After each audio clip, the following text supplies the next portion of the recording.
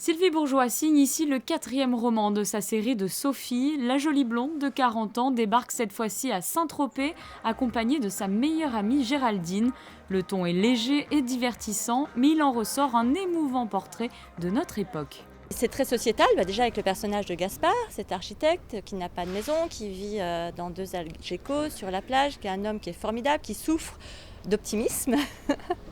Et donc là, oui, on voit les personnes qui aujourd'hui ont des vrais problèmes d'argent, des vrais problèmes administratifs, qui sont comme ça dans un engrenage où c'est impossible de s'en ressortir. Donc voilà, Sophie, elle a 2 buts dans le livre, sauver Gaspard et sauver les semences reproductibles.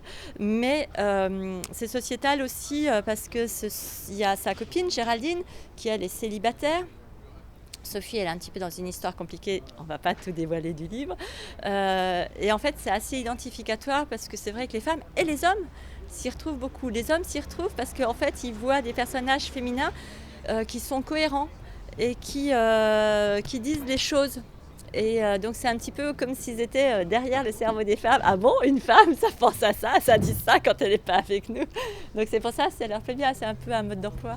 En voyant l'auteur Sylvie Bourgeois, l'on ne peut s'empêcher de faire le rapprochement avec son héroïne. Mais il n'est pas question ici d'autobiographie, bien qu'elle avoue se reconnaître en grande partie dans les valeurs de Sophie, et notamment son combat pour l'agriculture biologique. La personnalité de Sophie, c'est moi. Sa façon d'être, sa façon de regarder le monde, de l'analyser, d'être toujours en réaction, elle est toujours un peu révolutionnaire, elle veut y aller, elle veut toujours changer les choses avec une espèce de spontanéité et en même temps elle délègue toujours, elle pense toujours qu'elle est un peu superwoman, qu'elle va y arriver. Et puis devant des difficultés, elle arrive à déléguer, à trouver toujours des autres personnes qui vont l'aider. Non, c'est pas autobiographique. En revanche, je décris un milieu, celui de Saint-Tropez que je connais très bien parce que j'y vais depuis longtemps. Ce personnage, je connais sa personnalité donc, et je le mets dans des situations que j'ai imaginées qui sont cohérentes avec ce milieu, mais c'est pas du tout la vie que j'ai vécue. Je suis la spécialiste des femmes de 40 ans par mon parcours personnel. À 40 ans, quand j'ai perdu mes parents à 35 ans, 5 ans plus tard, j'ai réfléchi, j'ai voulu changer de vie. Donc pendant 2 ans, j'ai tout recommencé à zéro. Mais vraiment tout à zéro.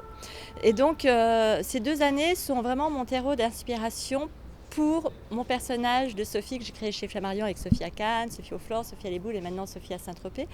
Et comme vous dites, c'est pas que léger, mais en revanche, j'insiste pas trop sur la douleur. Gaspard, quand il a ses grands monologues, il raconte sa descente aux enfers, c'est triste, hein, on pleure.